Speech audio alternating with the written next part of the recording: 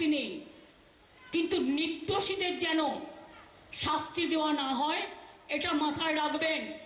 একটা হাজারটা দোষী লোককে আপনি ধরুন, ফাঁসির কাঠে চড়িয়ে দিন, আমাদের কেউ ইন্টারফেয়ার করবে না। আমরা হাইকোর্টের রায় মেনে চলব এবং আমাদের পুলিশও হাইকোর্টের রায় মেনে চলে সিবিআইকে যা যা সহযোগিতা করার এই কেসে আমরা পুরোটাই করব, কারণ আমাদের কোনো লেনা দেনা নেই। আমরা চাই এই পাশবিক হত্যার বিরুদ্ধে নিশ্চয়ই তারা দোষী ব্যক্তিকে ফাঁসি দিন, এবং আমরা রোববার পর্যন্ত টাইম নিয়েছিলাম। সেটুকু যারা সহ্য করতে না পেরে, আমি তো সোমবার তাদের বাড়ি গিয়েছিলাম, মঙ্গল বুধ বৃহস্পতি শুক্র শনি রবিবার আমি বলেছিলাম যদি। तो ममता बनर्जी उसी कांड पर बोल रही हैं। इससे पहले कि हम आगे बढ़े, सीमा कुशवाहा जी एक वकील के तौर पर देखिए, कन्विक्शन बहुत कम मामलों में हो पाता है, उसके लिए 80-90% रिस्पॉन्सिबिलिटी जांच एजेंसी की होती है, जो सबूत ढंग से इकट्ठा नहीं कर पाते हैं। खबर ये आ रही है इस वक्त, इस कांड पर ममता बनर्जी ने बोला है दोषी को फांसी मिलनी चाहिए, पीड़िता के परिवार के प्रति मेरी संवेदना। 4 दिन बाद आखिर पूरा केस सीबीआई को क्यों सौंपा गया, ये देरी क्यों हुई? अगर शुरू में ही समझ में आ रहा था कि गलतियां हो रही हैं, बार बार वहां पर मौजूद बच्चे कह रहे थे, लेकिन सवाल है बिना सबूत के कैसे होती गिरफ्तारी, ये ममता बनर्जी पूछ रही है। सीमा कुशवाहा जी, आपको क्या लगता है एक वकील के तौर पर? देखिए, बिल्कुल सही है कि कन्विक्शन बहुत बात की बात है, और कन्विक्शन से पहले जो प्रोसीजर है कि टाइम पर एफआईआर होना और जितने भी फैक्ट हैं उस क्राइम सीन पर उनको प्रिजर्व करना, ये पुलिस की रिस्पॉन्सिबिलिटी होती है, उनकी ड्यूटी होती है, जिम्मेदारी होती है। लेकिन इस केस में मैं देख रही हूं लगातार कि शुरुआत में ही इस केस को सुसाइड का एंगल देने की कोशिश की गई, और जब सुसाइड का एंगल देने की कोशिश की गई तो शुरुआत में पुलिस ने भी उसी डायरेक्शन में इन्वेस्टिगेशन किया, और जब प्रोटेस्ट बढ़ा तो फिर ये बात निकल करके सामने आई, वो पोस्टमार्टम रिपोर्ट मेरे पास है कि उस बेटी के साथ कितना हीनियस क्राइम हुआ है।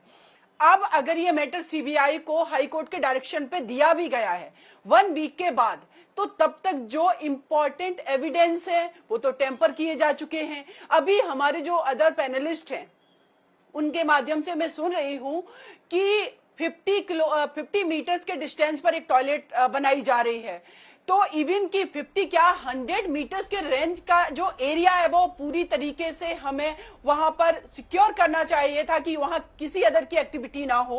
अगर वहां पर अदर भी जो जैसे रेप का एंगल, गैंग रेप का एंगल भी आ रहा है, तो उन सबको प्रिजर्व करना चाहिए था। आप 150 मीटर के डिस्टेंस पर टॉयलेट बना रहे, इट मीन्स एक नेग्लिजेंसी पहले से दिख रही कि टॉयलेट नहीं है, वर्क प्लेस पर टॉयलेट नहीं है आपके पास में। और बाद में जब ये सीबीआई को मैटर दे भी दिया गया है, तो अंजना जी बहुत सारे केसेस में देख रही हूं कि अगर शुरुआत में सही से इन्वेस्टिगेशन पुलिस ने नहीं किया और बाद में सीबीआई को दे भी दिया गया, तो बहुत मुश्किल होता है ट्रायल में उन सारी चीजों को प्रूव वक्त की जरा कमी है। रिजू जी, मैं नहीं चाहती हूं कि आप पॉलिटिकल पार्टीज को जवाब दें, आप पॉलिटिकल पार्टीज को जवाब मत दें, आज आप परिवार वाले को जवाब दें। सुनिए इनकी बात, फिर आपको मैं 30 सेकंड दूंगी जवाब देने के लिए, जल्दी से सुनाइए।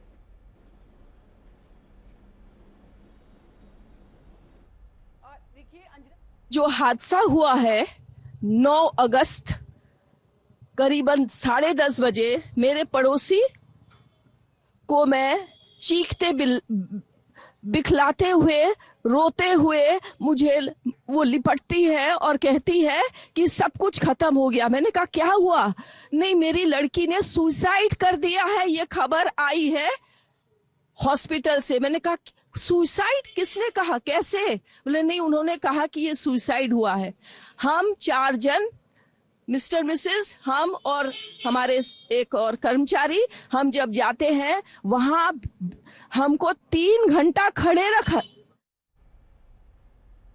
इनको जवाब दीजिएगा जल्दी से, 2 लाइन में। इतना ही कहूंगा कि मैं तृणमूल कांग्रेस के बंगाल के शासक दल के राष्ट्रीय प्रवक्ता के तौर पे मैं हाथ जोड़ के ये कहना चाहता हूं कि हमारे रहते हुए हम आपकी बच्ची को नहीं बचा पाए और उनके साथ ये जघन्य कांड हुआ।